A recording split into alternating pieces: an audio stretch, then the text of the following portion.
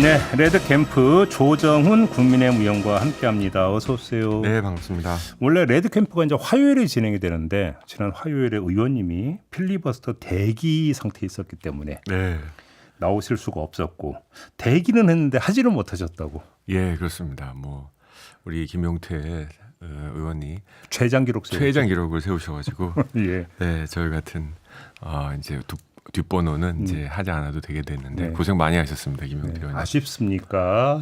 뭐 어떠십니까? 아닙니다. 참 국회가 정상적으로 돌아가야 되는데 하는 네. 생각입니다. 알겠습니다. 앞서 2부에서 좀 그 쭉 진행했던 그 문제부터 한번 여쭤봤으면 좋겠는데 또 경제 전문가시니까 김문수 경사노위 위원장이 고용노동부 장관으로 지명이 됐습니다. 어떻게 평가를 하십니까? 네, 뭐 김문수 이제 후보죠 이제는 후보는 제가 알기로 국회의원, 뭐 도지사 경험, 노동운동도 오래 하셨고요. 그래서 뭐 분야의 전문성에 대한 논쟁보다는 이제 여러 가지 이제 발언, 좀 센 발언들, 이른바 극우 성향의 발언. 네. 뭐 센 발언들 하신 거에 대한 이제 논쟁이 붙을 텐데 네. 청문회 과정에서 이거에 대해서 뭐 잘 설명하시리라고 짐작하고요. 저희 정부가 했던 여러 가지 4대 개혁 중에 뭐 교육 개혁, 연금 개혁, 이제 노동 개혁 등등이 있는데 노동이 중요하다라는 거에 대해서는 여야가 동의하니까 네. 그런 개혁을 어떻게 처리해 나갈지에 대한 질문들이 좀 많이 나왔으면 좋겠다 싶습니다. 이거 업무 능력은 검증됐다고 보시는 거네요, 지금 의원님은? 뭐 경사노위 위원장도 하셨고 근데 경사노위에서 뭐 성과 나온 게 있었나요? 뭐 여러 가지 논쟁은 있겠지만 예. 그럼에도 불구하고 뭐 야당의 비판도 제가 좀 읽어보면 뭐 전문성이 없는 어떤 이런 사람 노동의 노자도 모른다 이런 거보단 이제 발언을 언급해서 이제 감정이 상했다 뭐 이거죠. 과거에 좀 극우적 성격의 발언에 대해서는 좀 적극적으로 해명 네, 좀 했으면 좋겠다. 네, 내주 좀 그때 본인도 부적절하다고 생각하는 것은 좀 그 인정도 좀 할 필요가 있다고 생각을 하십니까? 그럼요. 장관으로서 노동부를 관할해야 되고 네. 또 노동부가 상대해야 될 정말 수백만의 노동자분들과 소통하기 위해서는 솔직하고 겸손한 자세는 모든 장관 후보에게 필요하다 생각합니다. 근데 하나만 더 지금 윤석열 대통령의 인사가 돌려막기가 계속되고 있다는 지적이 있잖아요. 예를 들어서 경산호 위원장을 노동부 장관 시키고 권익위원장 하던 사람을 방통위원장 시키고 권익위원 하던 사람을 방통위원 시키고 계속 돌리잖아요. 이 현상을 어떻게 평가를 하십니까? 뭐 한 번 썼던 사람 다시 못 쓴다 뭐 이런 얘기는 할 수 없습니다만 네, 신선한 인물들도 좀 발굴했으면 좋겠다. 그러니까요. 그럼- 왜 발굴이 안 되는 걸까? 왜? 저는 너무 당연하다 싶어요. 어떤 점에서요? 지금 우리나라의 인사 시스템에서 네, 그 정점에는 우리 챙피주기 인사청문회가 있죠. 음, 보통 강심장 갖고 있지 않은 사람, 정말 태어나면서부터 나는 장관이 되기 위해서 모든 걸 희생하겠다라고 네. 살아오지 않은 사람이면 이제는 3일이죠 최대. 이진숙 예. 방통위원장 후보자. 예. 견딜 수가 없을 겁니다. 자기 분야에서 장관 후보 정도 되려면 네. 그래도 자기 분야에서 어느 정도 이뤘기 때문에 후보로 언급되는 거 아니겠습니까? 그 점 말고 이제 그 대통령께서 이제 종종 경로를 하시잖아요. 경로를 하시는 게 장관이나 이렇게 되게 좀 부담으로 작용하는 여지는 없을까요? 대통령을 만나면 내가 뭐 사지가 떨려서 말을 못하겠다. 그런 분은 아직까지는 없었다고 생각합니다. 뭐 사지까지 떨리는 건 아니지만. 예, 그런 내용은 아닌 거고요. 예. 우리나라에 특히 우리나라가 이제 아주 솔직하게 얘기하면 양 진영으로 나눠졌잖아요. 그래서 전문가들조차도 우리는 이제 양 진영으로 우리 사람인지 저쪽 사람인지 네. 이거는 저희 정당뿐만 아니라 민주당에서도 마찬가지고요. 이렇게 일단 반을 걸러내고 그 중에 조금만 흠결 하자 있는지 괜찮은 사람이다 해서 제안하면 청문회 10중 8구 청문회. 네. 네, 저도 지난 총선에 인재영입위원 하면서 정치 좀 같이 하시죠 했다가 뭐 타율이 높지 않았습니다. 거절을 많이 당하셨어요. 예, 저희 당도 문제가 있었지만 정치에 대한 혐오 너무 심해졌다. 알겠습니다. 네, 그 문제는 그 정도로 가름하고 도대체 이 질문을 언제 끝내야 될지는 모르겠지만 백서 언제 나옵니까? 뭐 지금 가제본 만들고 있고요. 아 그렇습니까? 예. 조만간 나오겠네요. 그러면 뭐 그래야 생각합니다. 이제 최고위도 어느 정도 곧 만들어지겠죠. 최고위도 구성되고 예. 가제본 나오고 그러면 이제 최고위의 열람 공람 의결하고 예. 이제 세상의 빛을 보지 않을까 싶습니다. 근데 최고위에서 먼저 이렇게 쭉 열람을 했는데요. 이거 좀 문제가 있다고 이렇게 제동 걸 수도 있습니까 혹시?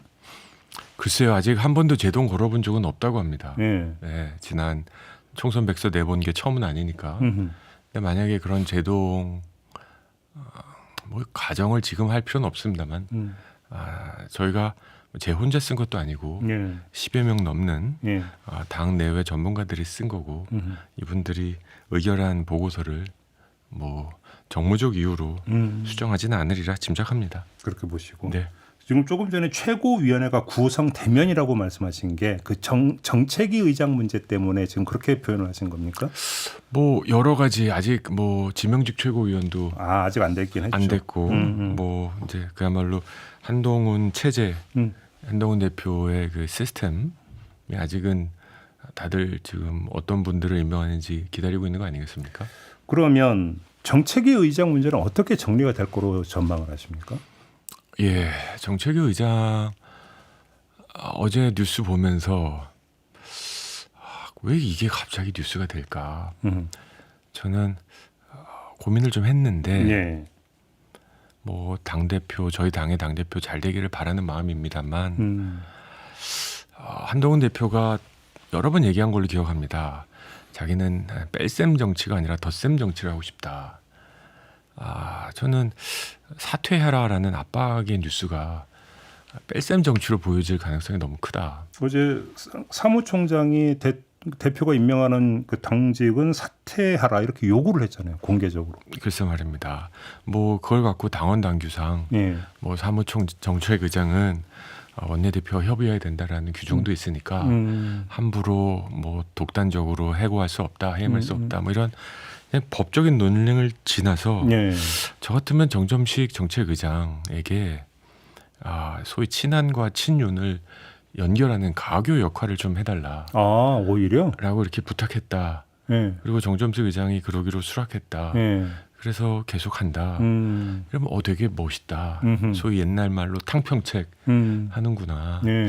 그럴 수 있지 않을까. 그러니까 한동훈 대표가 추진하고자 하는 정책을 정점식 정책의장이 뭐 반대한다 이런 게 아니잖아요 지금. 왜 이게 중요한가 봤더니 이 9인으로 구성된 최고위에 숫자적 지배를 하겠다. 과반. 네, 수적 지배를 유지해야 되겠다라는 건데 이게 뭐 국회가 여야 협상하는 것도 아니고 같은 당에서 삼선 의원 정점식 정책의장이 예. 내 편이 아닐 수 있기 때문에 내가 불안해서 이걸 바꿔야겠다. 이거는 뺄셈 정치잖아요. 좀 그러면 한동훈 대표가 좀 포용력이 부족하다 이렇게 평가하시는 거네요. 저는 모르겠습니다. 이게 한동훈 대표의 의중인지. 예. 근데 저는 덧셈 정치라는 게 쉽지 않습니다. 말만큼. 왜냐하면 자기랑 불편한 사람이랑 같이 봐야 되고 자기한테 좋은 소리 하는 게 아니라 좀 쓴소리 하는 사람도 옆에 두는 게 덧셈 정치지.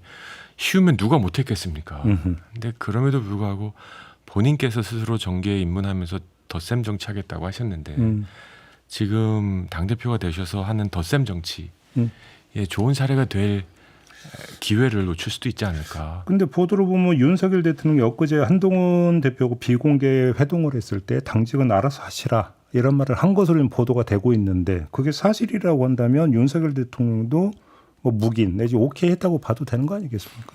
대통령이 되셨는데 당직에 뭐 쪽지를 주시겠습니까?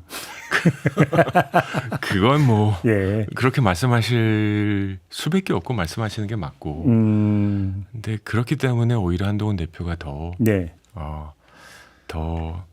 덧셈 정치를 하는 게 왜냐하면 누구의 요구에 의해서 요청에 의해서 네. 뭐 막말로 대통령 눈치 보느라 예. 한두 사람 어쩔 수 없었다 이게 아니라 예. 정권을 잡았는데도 덧셈 정치하느라고 조금 불편한 사람과 같이 한다. 멋있잖아요. 그러면 얘기 나온 김에 아직 그 지명직 최고위원 결정 안 했잖아요. 네. 어떤 사람을 지명했으면 좋겠다라는 의견을 좀 말씀해 주신다면. 지명직이라는 것은 여러 의미가 있다고 생각합니다. 네. 많은 분들이 당대표의 수적 지배를 도와주기 위해서 그러니까 나한테 무조건 도와줄 사람, 막말로 거수기 최고위원. 근데 그러기에는 당이 너무 어렵고 급박하다. 그래서 소위 전당대회를 통해서는 뽑히지 않지만 예. 당에서 반드시 내야 될 목소리, 그게 원외가 될 수도 있고요. 또 호남이 될 수도 있다 생각합니다. 아, 호남. 예, 저희 지금 호남 배려 한다고 했는데 네네. 호남이 없잖아요. 예. 대한민국 우리 국민의힘은 호남 마이너스 정당입니까? 예. 이제는 수도권도 예. 굉장히 이제 열세 지역이거든요. 그러면 예를 들어서 한동훈 비대위 때 호남 출신 인사가 비대위원으로 합류한 적이 있지 않습니까? 그 인사를 다시 지명직 최고위원으로 임명을 한다면 어떻게 평가하시겠습니까? 누구셨죠? 박은식 선생님이셨나요? 네. 네. 뭐 그것도 의미 있는 선택이라고 생각합니다. 그러니까 이 개인이 중요한 게 아니라 그 최고위원이 상징하는 게 뭔가, 뭘 상징하는가. 아, 호남, 지금 호남을 상당히 강조하시네요. 호남. 그러니까 전당대회로서는 절대로 드러날 수 없는 사람들. 저희의 당원 구조상, 네. 지역 구조상 호남 후보가 당선되기 어렵죠. 또 젊은 청년이 당선되기도 어렵고. 근데 청년직이란 건 있지 않습니까? 네. 청년 대표. 청년 최고가 있죠. 여성도 없으니까 여성 최고 만들었고. 그래서 상징의 의미에서 역시 뺄셈이 아니라 덧셈이셨으면 좋겠다. 알겠습니다. 네. 그런데 그 유한 갈등은 이제는 좀 해소가 됐다 이렇게 평가를 하십니까? 의원님 어떻게 진단을 하세요? 이제 온도는 좀 내려간 것 같습니다. 내려갔어요? 예, 총선 시기하고 총선 직후에 아슬아슬했잖아요. 근데 그때만큼 아슬아슬하진 않고 어느 정도 두 분 다 모두 이제 당정 갈등을 더 온도를 높여서 그야말로 이게 물이 끓게 만들어서는 좋을 게 없다. 근데 다시 끓을 가능성은 어떻게 보십니까? 에이, 왜 또 그런 질문을 하고 그러세요? 아니 뭐 정치란 거는 누구도 모르고 생물이니까. 예, 뭐 야당은 그걸 원하고 노리겠죠. 그러면 관련 질문일 수도 있는데요. 네. 최상병 특검법 관련해서 제3자 그 특검법은 어떻게 평가를 하십니까? 민주당이 이재명 대표가 어제 뭐 제3자 특검 제안했다. 뭐 당 대표로 연임이 된다면. 네. 그렇다고 우리가 논의를 시작해야 된다. 이건 웃긴 얘기라고 생각합니다. 그럼 저희가 이재명 특검법 우리가 발의할 테니까 논의해 달라 그러면 논의하겠습니까? 근데 한동훈 대표가 먼저 꺼낸 거잖아요. 예, 저는 뭐 개인적인 생각은 있을 수 있다고 생각하는데요. 예. 제가 수차례 의원총회를 들어가고 많은 의원들과 얘기했을 때 저희가 최상병 문제를 해결해야 되는 그 의지의 표현이, 최상병 문제에 대한 안타까움, 이 문제 해결의 의지는 다 저희도 뭐 수차례. 네. 그렇기 때문에 근데 이 방법이 특검이다라는 얘기를 두세 명 이상 동의한 걸 본 적이 없습니다. 그럼 당내 전반적 기류는 제3자 특검법도 반대다 이건가요? 최소한 원내에서는 네, 원내. 이 특검이란 것은 민주당이 저희 진영을 흔들기 위한 정치적 수단이다라는 생각이 강합니다. 지금 진행되고 있는 공수처 수사 끝까지 한번 보자. 네. 그리고 대통령께서도 공수처 수사에 미진함이 있으면 특검하겠다. 근데 이 논리가 그냥 정치적인 논리가 아니라 이건 합리적이다.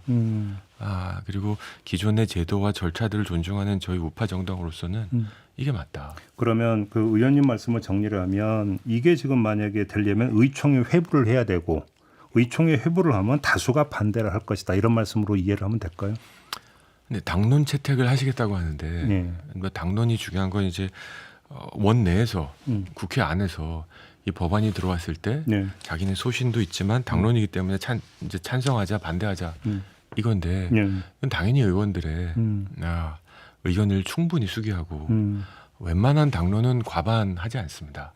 만장일치로 하고 네네. 한두 명의 소수 의견은 잘 들어보고 검토하고 넘어갑니다. 예. 지금 같은 상황에서 최상병 특검을 당론 채택하겠다고 했을 때 만장일치로 박수 받고 넘어갈 가능성 저는 없다고 봅니다. 없다. 지금으로서는 그렇습니다. 이진숙 방송통신위원장이 임명장을 받았고 어제 바로 공영방송 2사 선임을 의결을 했습니다. 어떻게 지켜보고 계십니까? 예, 누가 그러셨더라고요. 이진숙 위원장이죠 이제. 네. 뭐 전국적 인물이 되었다. 네, 역사상 유례없는 3일간의 청문회. 네. 참 눈살 찌푸리게 하는 장면도 많았고요. 국회의원 정치인 한 사람으로서 참 부끄러운 순간도 많았습니다. 이런 것 같습니다. 저는 공영방송을 왜 그렇게 정치적 논쟁의 주제로 만들어야 되는가? 그러니까요. 저는 양쪽 다 모두 책임이 있다고 생각해요. 민주당도 할 말 하나도 없다 생각합니다. 네. 자기네들이 정권 잡았을 때는 편하니까 안 하고 있다가 한 거고 또 공영 교육 방송인 EBS조차 네. 유시민 작가의 누나 대통령 선거에서 정말 정치인이라고 볼 수밖에 없는 그분을 임명해서 공영 방송도 정치적으로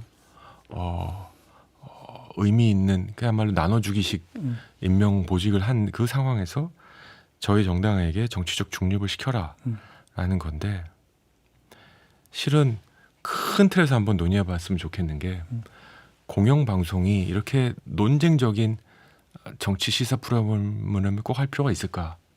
아 그래요? 네. 네. 예전에는 우리가 민영 방송을 할 만큼 자본과 시설과 경험이 없기 때문에 방송 문화를 위해서 공영 방송들이 필요했지 않습니까? 근데 저도 글로벌 떠돌이로 해외 생활 오래 했는데 글로벌 떠돌이. 예, 이 공영 방송이 시청률 1등한 나라는 거의 본 적이 없는 것 같아요. 왜냐하면 공영 방송은 공영성. 영국의 BBC도 그게 시청률은 잘 안 나오나요? 영국의 BBC 시청률 1등 아닙니다. 우리가 BBC 월드를 본다고 BBC 월드는 국제 뉴스를 하죠. 그렇죠. 우리로 치면 세계는 지금 하는 겁니다. 알겠습니다. 예. 자, 시간이 다 됐는데 짧게. 근데 만약에 탄핵 소추안 발의한대잖아요. 근데 사퇴 안 하고 그러니까 헌재로 갈 것 같다는 전망이 있던데 동의하세요? 그렇게 가야 된다고 보세요? 짧게. 예, 저는 이진숙 위원장이 지금 탄핵 사유가 있다고 생각하지 않습니다. 그래요. 네, 헌재 가서 그리고 한번 다퉈볼 필요가 있다. 헌재 가서 다투면 며칠 걸리지도 않을 겁니다. 그렇게 보시면 네. 알겠습니다. 자, 이렇게 마무리해야 될 것 같습니다. 고맙습니다. 예, 감사합니다. 조정훈 국민의힘 의원과 함께했습니다.